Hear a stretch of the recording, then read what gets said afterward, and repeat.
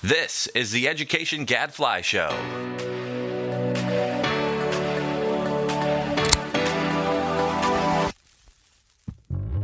Welcome to the Education Gadfly Show. I'm Stephanie Disler, producer of the show. On today's episode, Brandon Brown, CEO of the Mind Trust, joins Mike to discuss why charter school advocates keep winning in red states and how others might follow Indiana's lead. Then, on the Research Minute, Adam shares a study on the post-pandemic surge in teacher absences and how it may be undermining efforts to help students recover academically. All this and more on the Education Gadfly Show, starting now. Hello, this is your host, Mike Petrilli of the Thomas B. Fordham Institute, here at the Education Gadfly Show and online at fordhaminstitute.org. And now, please join me in welcoming our special guest for this week, Brandon Brown. Brandon, welcome to the show. Hey, really appreciate you having me, Mike. Hey, it's great to have you on. Brandon is CEO of the Mind Trust, which is a leading education reform group in Indiana. That's my take on the Mind Trust. Why don't you give us your take? Tell us what you all do. Yeah, so we were originally founded in 2006. So we're 19 years old. We're going to celebrate our 20th birthday about a year from now. So we do a variety of things. We have helped to launch 51 new charter schools. We support the vast majority of charter schools across Indianapolis. We work to engage the community. In the last few years, I've done a lot more work at the State House as well to really try to advance new policies for kids across the state. And then about a year ago, we shared that we would be expanding to Connecticut to specifically replicate the school incubation work that we have led here in Indy. So we're close to announcing our first class of North Star Fellows, which will start to plan and design schools that they'll work to launch either in 2026 or 2027. That is great. I did not know that. Well, very cool. To Connecticut. We'll have to talk about an expansion to Ohio someday, maybe. Yeah, and that school fellowship, it's just been around, as you said, for many years now and super well respected. You guys really paved some important ground in the incubator space in trying to say, hey, how do we get people to come in? Maybe, of course, people are familiar with the big national networks that have developed, but even before you get to the point where you might be ready to build out a network, how do you get those first schools open? You've done a great job with that. So, and yes, you have now engaged more in the world of advocacy and had a big banner year in the legislature on the charter school front. Let's talk about that on Ed Reform Update.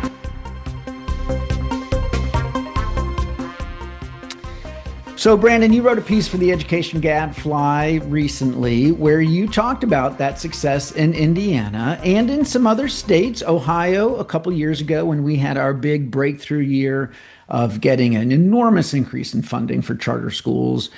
You had a similar victory in Indiana. First, let's talk about that. Tell us about some of the big wins that you got in the Hoosier State this year. Yeah, it was a really exciting, I would say 6 or 7 year kind of slow march to a lot of the real breakthroughs that we were able to achieve this year. So currently in Indiana, in Indianapolis in particular, there's about a $7,900 per student local funding disparity, which has grown significantly as local assessed values have increased and multiple referendums have been approved. And we just find this unacceptable. So, have been working now for several years on a strategy to share local property taxes. So we were able to work to successfully advocate for a bill that will start to share local property taxes, and it will be phased in over several years. So all new referendums and the existing levy now need to be shared equitably with charter schools, which is extremely exciting. And, probably a few years ago, most of us would have said it was going to be politically impossible. So really gratifying to see that this year. Secondly, it's been a big priority for the Mind Trust for probably about 15 years to figure out how do we think about facilities and transportation in, new ways. So a law was passed to create a mechanism for communities to actually create independent facility and transportation authorities that will separate the management of both facilities and transportation from the management of schools. So, think about a school system where schools of all types are able to work with independent facility and transportation authorities to ensure that there is efficiency at a system level and that we're thinking about access for all kids. So that was a major reform that, has been kind of something that has been a dream for a long time with the Mind Trust, and it's really neat now to see that not moving forward. It is incredible, and just a bit on that because it sounds like a huge deal. How does that intersect, say, on the facilities front with the existing facilities for Indianapolis public schools? Would those in some way get transferred to this new independent authority? Yeah, so that would be the long-term goal. The, kind of next 2 or 3 years of work is really planning and designing what the authorities look like. And then the kind of ultimate goal would be to transfer ownership of, all kind of local facilities into, a new entity that would have a charge to serve schools of all types. Yeah, that's fantastic. And look, I understand that from the perspective of the districts, all of these changes, I'm sure, are worrying them dramatically, right? They're going to have to share their local tax dollars. This idea that they're going to lose their facilities. I would hope there's going to be talk about, how do you make sure they should get paid for them, or how do you make sure that that the district has what it takes to succeed as well. The transportation thing, man, it has been a huge mess in Ohio for several years now. We've been doing charters for 20, 25 years, and yet we still can't get the school districts to transport the charter school kids like they're supposed to. And Yes. and of course, you're in this please, I'm begging you to do the right thing situation where you're at their beck and call. And so the idea of having somebody else be able to do it at scale, I love it. So a couple of things I want to point out, Brandon, in addition to that, is a lot of people still have this conventional wisdom. I hear it from reporters all the time that the only thing that's got any momentum in the red states it's private school choice. It's education savings accounts, universal education savings accounts, universal school choice. That's where the action is. Republicans have given up on charter schools. And I try to explain all the time, look, that's just not the case. If you go to the states, you go to Indiana, you go to Ohio, you go to Texas, you go to Idaho, you keep going down the list, every year you find these big legislative victories. Now, of course, the charter schools have been around, so you don't need new laws to create them, but you do need these improvements on funding, facilities, transportation. And there's still a huge commitment in these red states to growing the charter movement, making it a high quality movement. But that doesn't get as much press, right? But it is true that this is all happening alongside the growth of private school choice. And so in the piece for the Gadfly, you wrote about how other advocates, especially in red states, can think about this and can make sure that we're making the case for charters. At the same time, we're making the case for other kinds of choice and that they don't have to necessarily compete. So tell us, what's some of that advice? Yeah, no, I couldn't agree more with that assessment. And I actually wrote a piece for you all about a year ago that was actually much more pessimistic about the future of charter schools, and the reality is that the, kind of broad political coalition that obviously existed for a long time no longer exists. So we need to make sure that we're retooling, and the strategies need to be dependent upon what the politics are in your state. And what we've learned in Indiana, and I think a growing number of states across the country have learned, is that the growth of vouchers and ESAs does not have to come at the expense of charters. It can actually be an accelerant. And I think it's really important, kind of as Trump has scrambled a lot of the education reform politics nationally, charters, tend to be a pretty progressive group, right? And it is a hard calculation sometimes for charter leaders and charter advocates, to realize in a red state, for you to be successful, you actually have to clearly articulate how charters can fit into a broader choice ecosystem. And what is the coalition, the broad choice coalition that charters need to play within in order to get, really meaningful outcomes?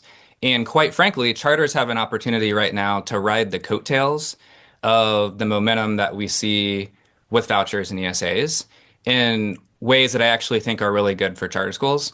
But we have to actually, embrace the fact that charters are a form of choice, and we can't be pigeonholed into the status quo because that's a surefire way in red states in particular not to see progress. So even my thinking on this has evolved the last year or two from being relatively pessimistic about the national changes to actually realizing that in red states in particular, it's an incredible opportunity for charters.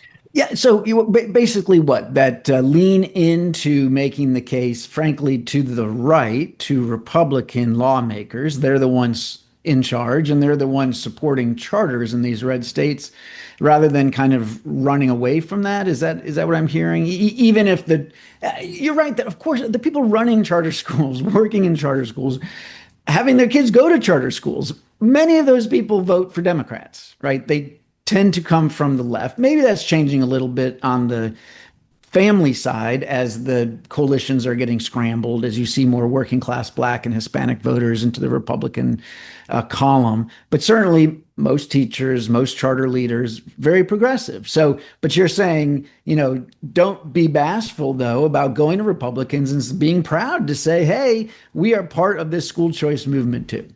Yeah, and it doesn't mean that charters and voucher folks have to agree on everything.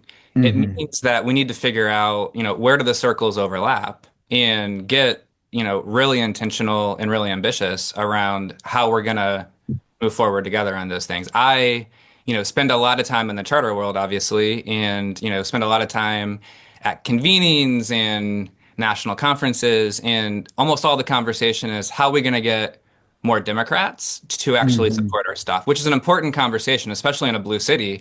We need support on all sides. Yeah. But I rarely hear the conversation, yeah, but how are we not going to take Republicans for granted? And in my mind, the way to do that is to build these broad choice coalitions and understand that in certain states, that work is going to move forward, whether or not charter advocates agree with it. So we might as well figure out what is the most strategic coalition for us to build so that we can get our policy outcomes.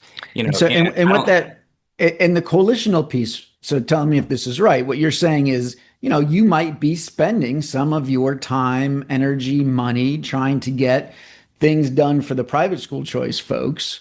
And then in return, they do the same for you on the charter front. So basically you expand, it's a bigger tent, but then everybody's trying to get everybody's agenda done. Is that fair to say? Yeah. Yeah, it's 100%, and there needs to be, I think, an aligned, comprehensive political strategy to make sure that, when the reform community or the choice community is supporting certain candidates, certain elected officials, that it's clearly communicated that that is on behalf of the entire choice community. And it's a way, honestly, for the political resources and the political strategy to go much further, especially for charters. And, kind of, if you look at Indiana, the choice advocacy movement at the State House is charters and private schools. And we work, hand in hand. And it's just a much more efficient way to go about this work, in particular in a red state where a lot of the energy right now is on vouchers and ESAs. Do you see any worry, like down the road, do you worry that this coalition could have some problems if these two reforms bump up against each other? So, for example, they are going to fight over kids, right? And they could fight over funding. I mean, you could imagine, say, in a down year where all of a sudden the state budget is hurting and there's not enough money to go around, that these sorts of things get pitted against each other. How would you manage that? 100%, and I would say that we even see a little bit of that right now, especially in Indianapolis, where there is an incredible amount of school choice. You do see charters and private schools getting a lot more competitive with each other. What I've learned is it's important to build a coalition, to manage a coalition, to develop trust with members of that coalition so that when there are issues, you can proactively hash them out. Rather than, not addressing the issues or waiting until they're a massive problem. So, I do think that we've been able to create a coalition in Indiana that is, one that is squarely focused on shared interests and deep long-term relationships so that when we see issues come up, we're typically able to address them. I think the other thing is that Charters have an outcome base, a research base that is exceptionally clear. I think that's true generally nationally, and it's certainly true in Mhm. Indianapolis. So we're able to bring, a ton of high quality research, a ton of, real outcomes data to the choice conversation that I think actually helps the entire conversation. And, charters themselves, I think put the quality question at the forefront, and I think that needs to be more of the conversation on the broader school choice movement around, Mm. so what are we doing actually to drive really quality outcomes for kids?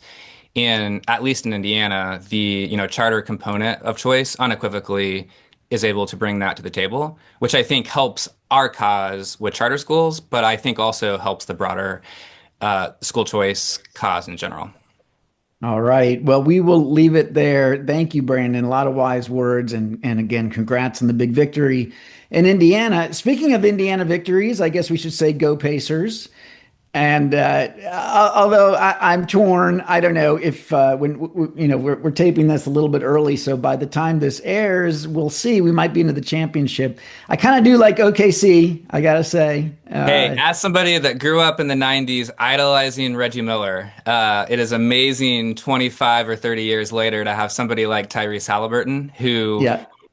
reminds me so much of my childhood. So we Well, are loving it here in my household, and we are, hoping that we can take home a championship this year. all right. Very good. All right. Brandon Brown, CEO of the Mind Trust. Thanks so much for coming on the show. Really appreciate it, Mike. Now it's time for everyone's favorite Amber's Research Minute.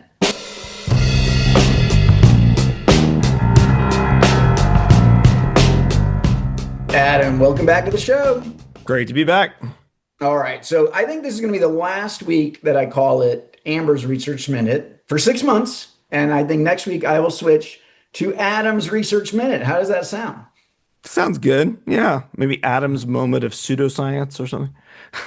What? No, we're not. I mean, I hope you're not No, taking no, no. pseudoscience. The point is No, to no, it's feature great. good It's stuff. high. This is all high quality. I'm joking. These guys, the research we review on here is all top. Yes. Well, most of the time. No. I'm a trained social science cynic. So yeah. All But right. no, Well, Adam, hey, you're going to be happy about this next thing I'm going to say. I was just talking with Brandon about the NBA Finals. Of course, being from Indianapolis, he's rooting for the Pacers, but I am rooting for the Thunder. And I thought you'd be happy to hear that since is you're it living just there. because your dog is named Thunder, Oh or my God, how did you know that? Exactly. That is a huge part of it, is that our dog's name is Thunder. I was actually looking on Amazon to try to see if I could find one of those little dog outfits. And they do have Oklahoma City Thunder, but they just say Oklahoma City and they don't say Thunder, which would defeat the point. yeah, the jerseys don't really say Thunder. Yeah. No, we're very stoked. People in Oklahoma are really freaked out. It's not. I mean, we've never even had a major sports team in the last few years, but let alone to be on pace to. Well, we'll see what happens, but we're at least in the finals, so it's exciting Very stuff. exciting. Very exciting. I love it. Growing up in St. Louis, I know what it's like to be in a smaller market, but a market that is very excited about a sports team. So, That we so are. yeah, so enjoy it. All right. Well, enough about that. What do you have for us on the research front? Well, for the last couple of years, we've been talking a lot about student absenteeism, and Nat Malkus and AEI has done all this great work showing how chronic absenteeism among students has roughly doubled since the pandemic, and what a challenge that is for getting students caught up. Today, we have a new report by Michael Hansen and his co-authors at the Brookings Institution about another kind of absenteeism that affects student learning: teacher absenteeism. The report uses data on teacher attendance in 4 states across the country: Connecticut, Illinois, Nevada, and South Carolina, to show how teacher absenteeism has shifted from the 2018-19 academic year, that's their baseline, until the 2022-23 academic year, where schools had all been back to normal for a couple years at that point. The data are not all reported in the same ways, so the researchers do their best to align the data on common scales, although in some cases the measures still aren't directly comparable, so you'll hear some different terms throughout here. But what they find is that increases in teacher absenteeism vary considerably across the states and even within them. In all the states, most schools saw increased teacher absenteeism from the baseline year, that's 2018-19, to the most recent year. At least 2/3 of every type of school that they look at, that's across and within states and also looking by the socioeconomic status of the students, saw increases in teacher absenteeism. I thought it was interesting that the increases were generally proportional for the schools with poorer students. That's largely because schools that are serving more disadvantaged students had higher baselines of teacher absenteeism. But what was most notable about the report was the variation in the level of teacher absenteeism and the level of change across the states and the regions. So in South Carolina, the increase in teacher absenteeism was small and also from a low baseline. In 2018-19, the baseline year, around 6% of South Carolina teachers were absent on a given day. And in 2022-23, that number was just 7%. So an increase, but not a dramatic one. In Illinois, chronic absenteeism went from about a quarter of teachers. That's chronic absenteeism, not the same measure, but it went from about a quarter of teachers pre-pandemic to about 1 in 3 in the most recent year of data. Likewise, in Connecticut, the increase was significant, but not dramatic. Teachers were absent about 10 days on average pre-pandemic and are now absent about 13 days. Now compare all of that to Nevada, where about 5% of teachers were absent each day pre-pandemic, and yet the most recent year shows that more than 16% of teachers are absent each day in Nevada, a more than threefold increase. What they found when the researchers looked closer was that this increase was almost entirely attributable to Clark County, where Las Vegas is. In the rest of Nevada, teacher absenteeism increased by only a percentage point or so, similar to South Carolina's very small increase. But in Clark County, where the majority of Nevada students live, almost a quarter of teachers are absent on a given day in the most recent year of data. Really shocking numbers. I'll end with this. The researchers conclude by pointing to the research demonstrating all the harms of teacher absenteeism, from inferior teaching of substitutes to weakened relationships with students to less parent engagement. And because teacher absenteeism seems to be up, at least marginally, in most places, they say that districts and states need to focus on getting teachers in class every day. Wow. Some of those numbers are incredible and depressing. Nevada, Illinois sounded pretty terrible also. Did they talk about at all the variation state by state? I mean, there's some obvious things, it seems to me, that we would look to, like the strength of the teacher unions and, collective bargaining agreements that may allow teachers to miss a lot of school without being penalized for that. Did they dig into that at all? They did a little bit. I mean, one thing they say about South Carolina, obviously, just looking at 4 states, every state is kind of its own thing, right? But when they were examining South Carolina a little more closely, one thing that they know is just that it had much more limited school shutdowns during the pandemic years than the other states. So they speculate that that may have led to less of a shift in teacher attendance in that state. And obviously, it had the smallest increase of the states. On the other hand, looking at Clark County, Nevada, they had aggressive quarantine measures during the pandemic. There was a time when the whole district had to take a 5-day break in January 2022 because they had excess staffing shortages. They had rules where if any of your students had tested positive, you had to be out for a certain number of days. And so they were kind of on the other end of the spectrum. And then also there were some collective bargaining or labor disputes, I should say, with the teachers union where there were threats of sick outs in the 2022-2023 school year, which may have contributed to some of those increases. Yeah, no, that all makes sense. And to be honest, I will be curious to see if any of this settles down. I mean, I know you said this was a few years after the pandemic, but we weren't so far past it. And there were places where, people were still nervous about the pandemic, and, the culture changed, right? I think all of us, I hope all of us maybe have a higher bar for what it takes for us to go back to work when we have the sniffles, right? That in other words, in the before times, maybe we'd say, yeah, kids, teachers, everybody, unless you've got a fever and maybe even a 100-degree fever, come back to school. Now, after the pandemic, people tend to say, well, any fever or even bad symptoms, maybe stay home. And so, some of that makes sense, right? Maybe the culture is different in the South. They never were as freaked out about the pandemic to begin with. They didn't close things down as much. I'd also say, Adam, look, over the weekend, there was a lot of talk on social media about what's going on in the red states, especially the Deep South. The Urban Institute had been tweeting out some of their findings from their grade book analysis where they adjust NAEP scores by demographics. And, you see the Deep South looking very strong. Somebody else, I think it was Emily Hanford at the Education Writers Association, showed Mississippi versus Maryland and how Mississippi's reading scores.